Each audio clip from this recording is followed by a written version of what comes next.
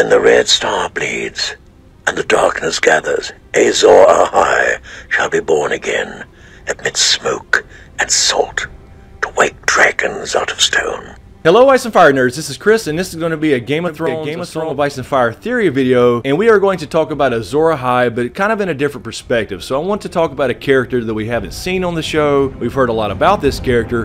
This is probably one of the most important characters in the entire story, and that character would be Rhaegar Targaryen.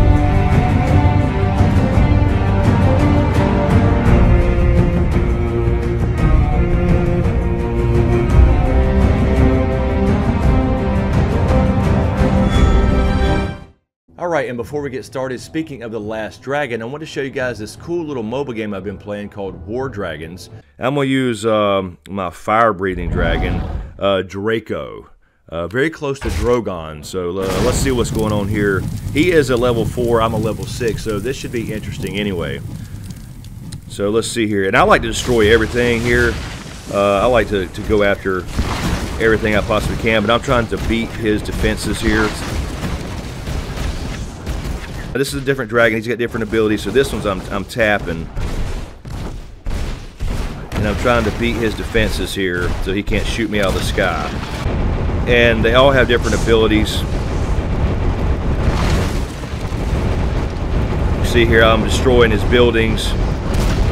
And then now once I get up here, I'm destroying his main compound, and I have won. So anyway, guys, check out War Dragons, and once you get in-game, join my guild, SS Gamers, and join me in-game, and let's go kick some ass with some actual dragons, and you actually get to see the battles as opposed to just sending something across the map, and then the computer tells you what happened. So anyway, all the links will be in the description below to download War Dragons. Check it out, and I hope you enjoy.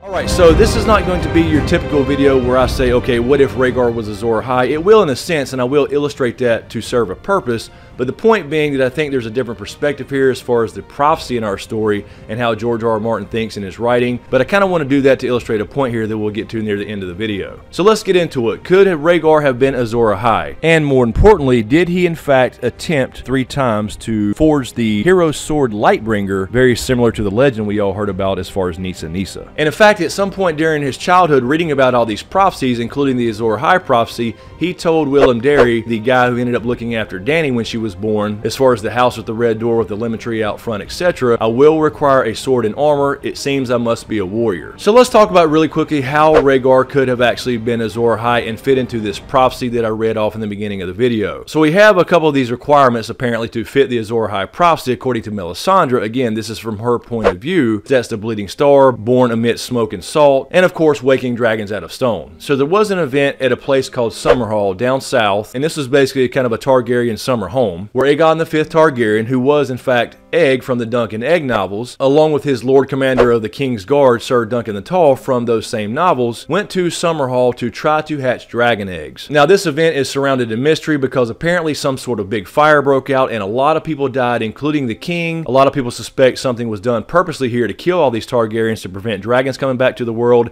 including the Maester conspiracy, including Bloodraven. A lot of different ideas out there about what went wrong there. And also, not to mention, at this event, a Woods Witch actually prophesied that Azor Ahai, the savior of the world, would in fact be born from the line of Aerys and Rhaella. During this fire, during the time when a lot of Targaryens died, a lot of people died, it just so happens that Rhaegar Targaryen was actually born. So you could say he was probably born amidst smoke and salt. You had a lot of smoke from the actual fire, and you had a lot of salt from tears, people crying. And of course, that's kind of convenient, right? You can pull the salt part from the smoke and salt part of the prophecy from anybody that's shedding a damn tear. And as far as the waking dragons from stone part, you could say that that fits the tragedy at Summerhall to the T, because they were actually trying to wake dragons from stone, from petrified dragon eggs. And what about the red star bleeding? Well, this could actually fit as well, because Summerhall is in the southern Stormlands, which happens to be surrounded by the Red Mountains of Dorne. And it's a bit of a stretch, but Starfall is not too far away down south further into Dorne. And you could also say this fits into Melisandre's prophecy pretty well, because a lot of blood magic took place that night, whether they knew it or not. A lot of Targaryens Targaryens died in that fire, and of course a lot of Targaryen blood was spilled, or I guess you could say boiled. You have Azor Ahai being literally born amidst smoke and salt from the fire, from the tears of people crying, etc.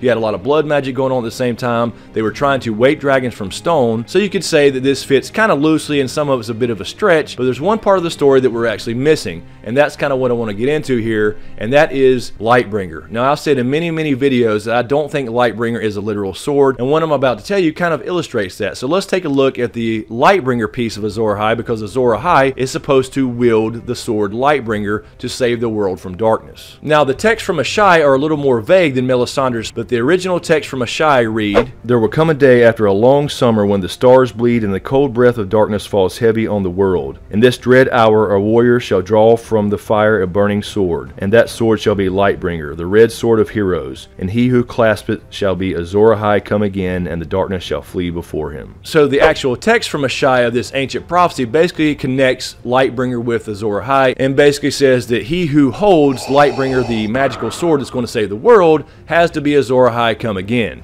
So that kind of links the whole Azor Ahai and Nissa prophecy, the legend where the original Azor Ahai created Lightbringer. And if you're not familiar with that, for a quick recap, Azor Ahai, the original hero, forged Lightbringer, and it took him 3 different tries. The first try was 30 days and 30 nights. He tried to temper it in water, and the steel actually broke. Now the second attempt, apparently he tried for 50 days and 50 nights, and then he tried to temper the blade through the heart of a lion that he had captured. That failed too, and it broke for a second time. And the third time apparently was successful, although bittersweet. He knew what he had to do. He worked for 100 days and 100 nights the third time, and he called his wife Nissa, and he plunged the blade through her living, beating heart to temper the blade, and apparently all her fire, all her passion and love, etc. went into the blade, and he pulled out the first Lightbringer, the magical flaming sword. I guess the third time's the charm. So how does that tie in with Rhaegar? Now, undoubtedly, Rhaegar knew about this legend. He did a lot of reading on Azor Ahai. He thought he was Azor Ahai. Now, later in his life, he thought that one of his children may be Azor Ahai, and maybe it turns out that he's right. So what was his 3 attempts at creating Lightbringer? Well, you could say that he had 3 different attempts at marriage. Now, some of you are saying already, wait a minute, he was only married to Elia Martell, perhaps Lyanna Stark, but that's not really proven. But there was, in fact, a 3rd attempt at a wife. So the first attempt was when Aerys II, his father, sent Steffon Baratheon, Robert Baratheon's father, to find a suitable wife of Valyrian descent with Valyrian blood for Rhaegar. Now, that attempt failed because apparently Steffon did not find a suitable wife for him, but he did send back a letter to Aerys saying he found a fool who was smart, who was funny, who would make his son laugh, and he would kind of bring him back as kind of a consolation prize. Well, it just so happens that Steffon Baratheon came into Shipbreaker Bay, where you can actually see Storm's End on the coastline. He got caught up in a bad storm on his ship called the Windproud, and actually died in a horrible shipwreck where everybody died, including his wife, and the only survivor, of course, was the fool called Patchface. Now, of course, the Patchface we know in the books is very different from the Patchface that Steffon Baratheon wrote about. He seems to speak in riddles, but his riddles seem to be very prophetic. So it's interesting to me, out of that little story, that Patchface is the only one who survives this. Patchface would continue to serve Stannis on Dragonstone when Robert became king. So the first attempt, you could say, failed in water. The second attempt we all know about. This was Elia Martell, the sister to Doran and Oberyn Martell. They got married, they had 2 children, Rhaenys and Aegon, and of course Rhaenys and Aegon and Elia were all killed by the mountain. Now, we're not sure about the Aegon piece. Aegon could still be alive in the books, although I tend to think he's a Blackfyre and not really Aegon Targaryen. But the point being that he did in fact succeed in getting married and having 2 children. He of course thought the dragon had to have 3 heads. We saw that in the House of the Undying as far as Dany's vision, but his original children, Rhaenys and Aegon, were killed by the mountain. Now, of course, the mountain is from House Clegane, but of course he was commanded by Tywin Lannister,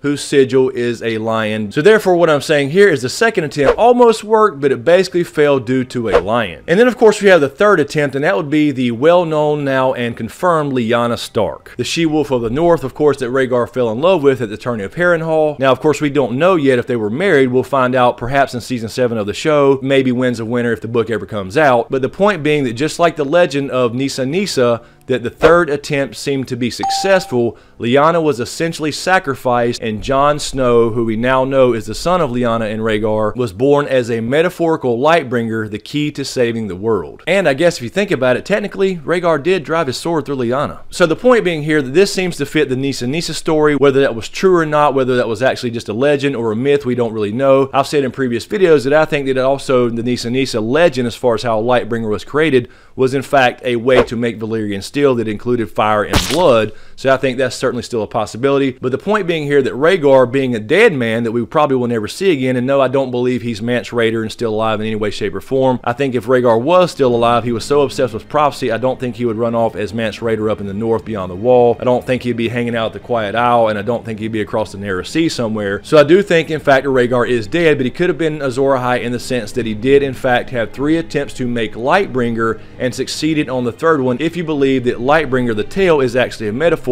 and Jon is the metaphorical flaming sword to save the world. Now, with all that being said, as far as Rhaegar being Azor Ahai and his 3 attempts, you know, kind of following, or at least it's a parallel in my opinion, to the Lightbringer Nissa legend, do I believe that Rhaegar was the Azor Ahai?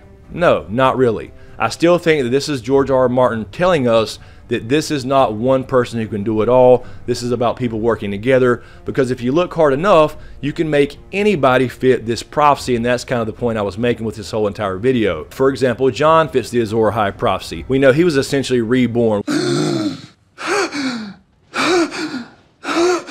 We know he came back from the dead. We know it can fit with the salt and smoke and the waking dragons from stone. Dany herself fits this prophecy literally almost in every aspect of it. She woke dragons from stone literally. She was born on Dragonstone amidst salt and smoke. Or you could say reborn in the funeral pyre that very night. So she fits this prophecy literally better than anybody in the story, I think. But you can also make other people fit the prophecy. You can make Gendry fit the prophecy. You can make Sam fit the prophecy. For example, Davos, you can make him fit the prophecy as well. He was essentially reborn the night that he saved Stannis at the Siege of Storm's End. He came in as a smuggler. He came out as a knight, kind of reborn in that sense. The salt and smoke part, well, he brought in onions and salt beef to save Stannis and his men. And what happens when you eat or cut up raw onions? You cry.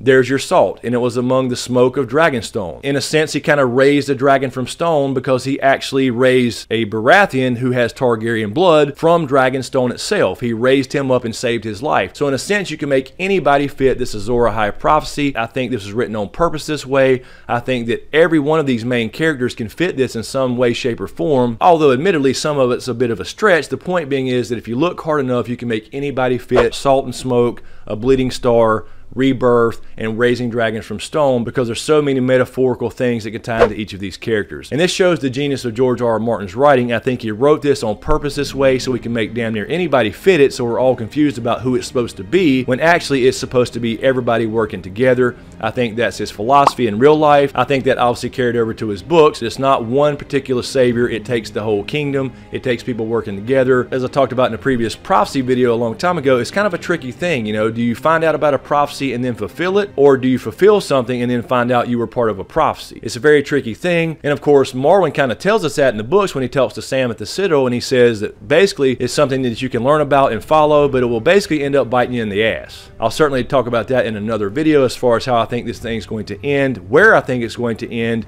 and of course I am doing a Dragon Raised by Wolves Part 4, where I'm talking about how I think this is all going to end for Jon Snow at least. But anyway guys, let me know what you think in the comments below. Have you thought about this aspect of Rhaegar actually being the prince that was promised, or Azor Ahai, whatever you want to call the prophecy, and him creating Jon as a metaphorical Lightbringer in his 3 tries that's very, very similar, or at least parallels the original Nissa Lightbringer story. Anyway guys, I'll leave it there. Let me know what you think in the comments below. I hope you enjoyed this video. If you dig what I do here, please give me a like and a share. And as usual, thank you for all the support, especially you guys on Patreon. Be sure to subscribe to get everything. Thanks for watching, and we'll see you next time.